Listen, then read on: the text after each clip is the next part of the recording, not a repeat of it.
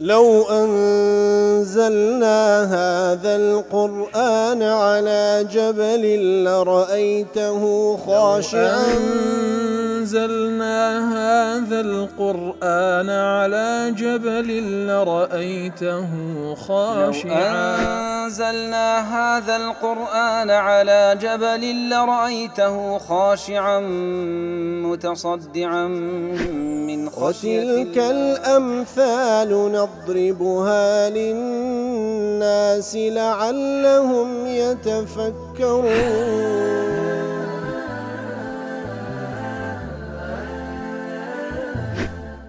الحمد لله والصلاة والسلام على رسول الله وعلى آله وصحبه ومن والاه. السلام عليكم ورحمة الله. برزان خوش حالم لواني 1100 لواني كان تفسير القرآن في رزبهم وخزمتان ومن بست رزامن دي رب العالمين وهو دارم ايوه ازي السودي لور بقرن. أعوذ بالله من الشيطان الرجيم. بسم الله الرحمن الرحيم. إليه مرجعكم جميعا وعد الله حقا إنه يبدأ الخلق ثم يعيده ليجزي الذين آمنوا وعملوا الصالحات بالقسط والذين كفروا لهم شراب من حميم وعذاب أليم بما كانوا يكفرون. بەڵێ خۆشەویستان کلێوانی ڕابردوو لە خزمەت دەوات پیرۆزەدا بووین. رب العالمین لە ئاەت پێشووتر کەوا باسی لەوە کرد کە هەر ئەو زاتەیە ئاسمانەکان و زەوی خەڵق کردێ و هەر ئەویشە بەڕێوەی دەباتن. ئیتر هیچ کەسێک لە قیامەت ناتوانێت کابکە ئیلا لە دوای ئیزنەوی سوبحانەوە وتەعالە لێرەشدا دەفەرمی ئیلەیهی مەرجعکم جەمیعا، لە دوای مردن هەموو گەڕانەوەتان لۆلای ئەوە سبحانه وتعالى. وعد الله حقا، وعدي دا وعدي شي حقا وراست وجيب زيدك. هر أو ذاتش إنه يبدأ الخلق ثم يعيده. هر أو ذاتش بيقمان خلقي كردي لسرتادا لدواي مراندني ديسان هموي دقرينوا لاي أو كدقرينوا لاي أو ليجزي الذين آمنوا وعملوا الصالحات بالقسط. تاوك باداشتي أو كسان بداتك إيماني أن هنا وكردوي ساقدكن بعدالة.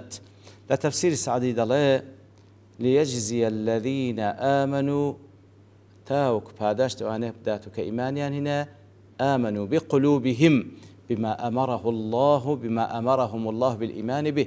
إيمانيا هنا بدركانيا بويك الله تعالى فرماني بيكرديه كإيماني بيبينن بأركان كان إيمان وعملوا الصالحات وأنك وإيمانيا وكذا يتساقدكن كردويت ساقدكن بجوارحهم بأندام كانيان كردويت ساقدكن من واجبات ومستحبات لو كردوانك واجبا لو كردوانك مستحبا. خواهي قورتاوكو پاداشتي إيمان داران بداتو آنك كردويت ساقدكن بالقسط أي بإيمانهم وأعمالهم بإيمان كان بو إيمان كيناتيانو بو كردوانك كرديتيان جزاء قد بينه لعباده. هذاش يامدات بتسبا داشتك كواخواي قول ابو بندكاني بياني كردي واخبر انه لا تعلم نفس ما اخفي لهم من قرة اعين وكلا سورة السجدة دادا فرمي. هذاش يامداتو بشيوي كوا كسك نازاني تسيلو اما ذكرى لو كوا تساوي بيرون بيتوا برد فرمي ليجزي الذين امنوا وعملوا الصالحات بالقسط قاسمي دل اي بعدله بعدالته خوي باداشيان داتو أو بعدالتهم وقيامهم على العدل في أمورهم. يعني تخواي قولة تفرم بالقسط كباداشت إيمان داران داتوا يعني بعدالة خوي يعني بسبب أو عدالتي كأوان أنزاميان دايا لكارو باركانيان كواتوش بلقي لسر أويكا عدالت لا إخوای گەورە زۆر شتێکی خۆشەویستە کەواتە خوای گەورە لە بەندە ئیماندارەکان و ئەوانەی کە کردەوەی چاچیان کردیە پاداشیان داتەوە لەناو هەموو کردەوەکانیان وەکەئەنەما هەمووی بەلایەک ئەوەش بەلایەک لە دوای عەقیدەی تەوحید هەموو کردەوەک بەلایەک ئەوەش بەلایەک لە کاتێکەوە ئەو کەسە چەندە عادل بووە لە کاروبارەکان ژیان و لە تەعامل لەگەڵ دەوروبەر و لەگەڵ هەموو ئەو شتانی کە دێتە پێشێ. أو بإيمانهم لأنه العدل القويم. يعني أوتا وكل تفسير السعدي فرموي بالقسط واتا لبر إيمانكان خواي قورة پاداشتيان داداتوا لبروي إيمانكان أو بري عدالة راستية. كما أن الشرك ظلم عظيم، هر وكل مقابل دا شرك ظلم يشي قوري. وكل سورة لقمان هات يا بني لا تشرك بالله لا تشرك بالله إن الشرك لظلم عظيم. شريك لبو الله تعالى بريان متسكو الشرك قورترين ظلمة، لا مقابل دا قورترين عدالة بريتي للتوحيد. قورترين عدالة بريتي للتوحيد. لو إذا فرمي ليزي الذين آمنوا الصالحات بالقسط واتبوا إيمانان كإيمانيا بوحدانية خواهي قوره سبحانه وتعالى ضلي وهو الأوجه. واتلو احتمالاتاني كذيهيني توا ضلي وهو الأوجه أوان لهم يوجه تلو بهسترا كوا أو قسطي كخواهي ولذا باستكا بريتي لا إيماني بندكاني لبرو إيمانيا بالتوحيد خواهي قوره كوا قورترين عدلة لمقابل قورترين ظلم كالشركة. دفن ببلغي أوش تمشى هذا لدواء يكسر بس كافران كوا قورتين ظلم أنزام دا كوا شرك وكفر. والذين كفروا لهم شراب من حميم، أواني كافر خواردنوية كان هي لحميم أي من ماء حار قد انتهى حره. وكل تفسير قاسمي ضل آويشي قرم كأو بري قرمة أو بري قرمة. لا أضواء البيان دفرمي خواهي يقول لو آتدا باس كردية كوا كافر كان سزادة لروج قيامت بأو خواردنو شرابي كوا لحميم أو بري قرمة وبعذابش بإيش وآزار. إن زاد عليه حميم بريتيل الماء الحار آويشي زور قرم. دفرمي خواهي يقول باس لوصفي أو قرمة دكا لسندين آتيتر لبون من لسورة الرحمن دفرمي يطوفون بينها وبين حميم آن. يطوفون بينها كواتا الطواف ذكر دسورين درينوا ياخذ دسورينوا لناو جهنم لبين آقرو لنيوان آويشي قرم خواء بنامان دا. وهروها لسورة محمد صلى الله عليه وسلم دفرمي وسوقوا ماء حميما فقطع أمعاءهم. آوشيان بيدا دري آويشي زور قرم كاري خلوتشان لقل بارسة دي بخواء بنامان دا. لسورة الحج دفرمي يصب من فوق رؤوسهم الحميم خواء بنامان دا كواتا بس سريان دا دكري آويشي زور قرم لنتيزي أو قرمة يصهر به ما في بطونهم والجلود لا حول ولا قوة إلا بالله. دفن لنسي أو قرمة كواتا سريان دا دكري أوي ناو هناويان دا برجيو أو زا بيستيشان لقل دا برجي خواء بنامان دا.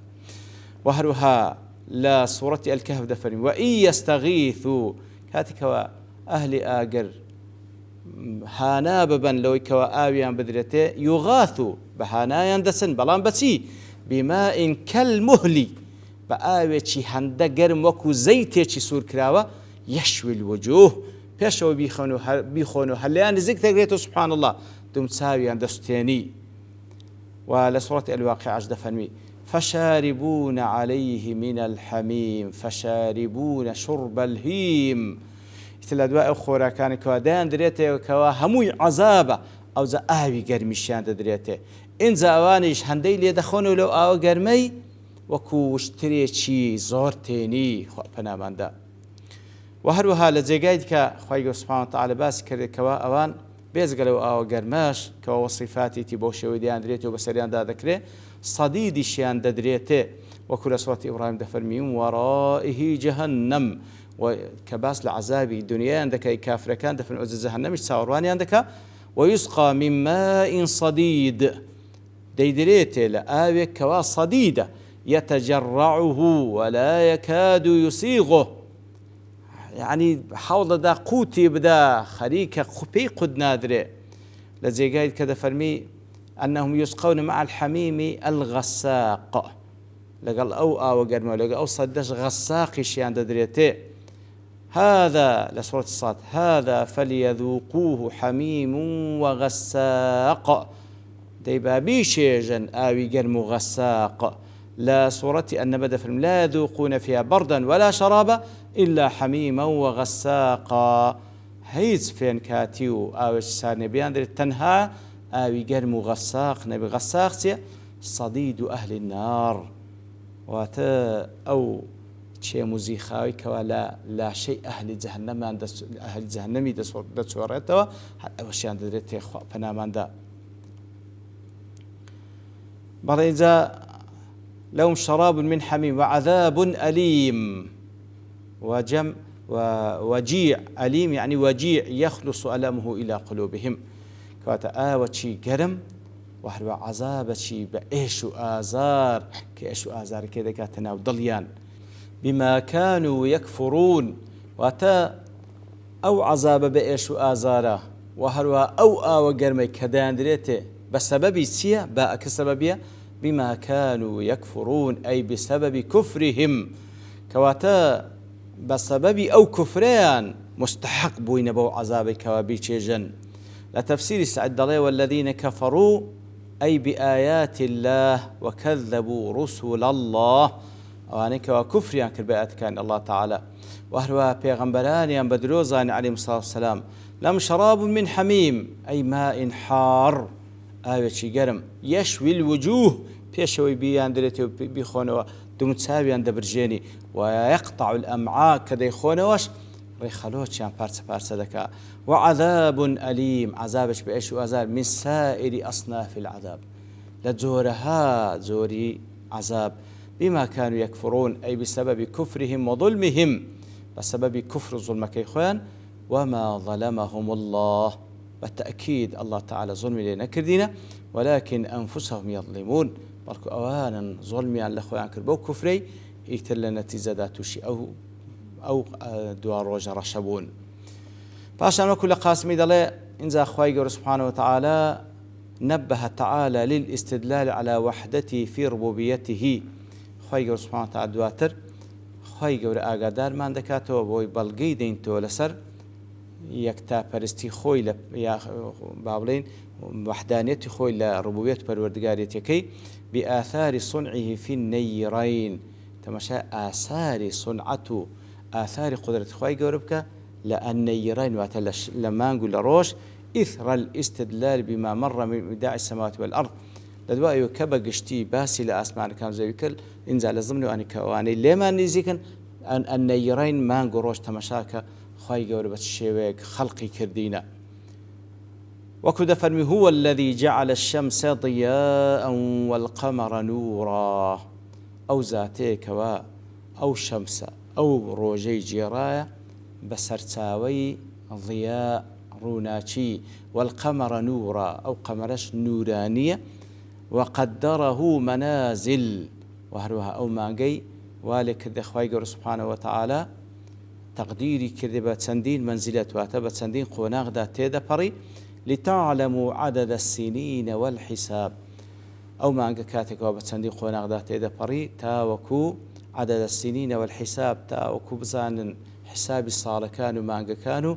وهروها الروجقار كان خوتان بكن ما خلق الله ذلك إلا بالحق الله تعالى هيت يقلواني خلقنا كذا إلا بحق نبي كما بستي لدوايا يفصل الآيات لقوم يعلمون الله تعالى آتكاي تفصيل بيددا بشيويك روني دكاتو لبوك سانك سودي لور بقرن كوا علميان هبي مناسبة آتلقى بيشو خوي دفرمي لما قرر الله تعالى ربوبيته وإلهيته كاتك وأخوي قوله بريار ياخذ باسي لبروردقارتي وبرسراوتي خوي كرد ذكر الأدلة العقلية الأفقية الدالة على ذلك يترخوا سبحانه وتعالى تندين بلغي عقلي كلوبون وردها لسر پروردگارتي وكتا پرستي خواهي قورا وعلى كماله في أسمائه وصفاته وهو بلغن لسر كمال خواهي قورا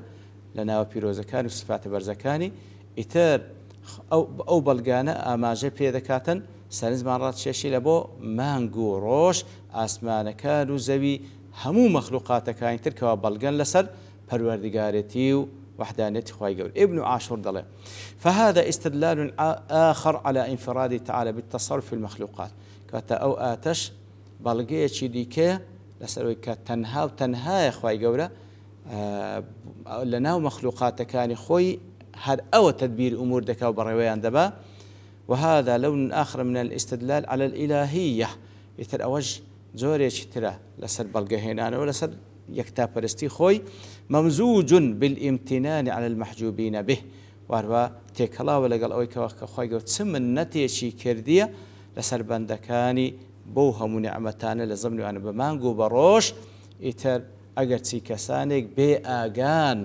بێ ئاگان لە ئەو هەموو نیعمەتەی خۆی گەورە سبحانه وتعالى ئیتر دیارە لەسەر تەفاسیل و وردەکاری ئاەتەکە زانایان قسەیان فەرمووە بەڵام لەبەرتەوە بوونی کات دەوەستین بە پشتیوانی الله تعالى لەوانەی داهاتوو دێنەوە خزمەتی. وصلى الله وسلم على نبينا محمد وعلى آله وصحبه أجمعين وآخر دعوانا الحمد لله رب العالمين. لو أنزلنا هذا القرآن على جبل لرأيته خاشعا أنزلنا هذا القرآن على جبل لرأيته خاشعا أنزلنا هذا القرآن على جبل لرأيته خاشعا متصدعا من خشية الله. وتلك الأمثال نضربها للناس لعلهم يتفكرون.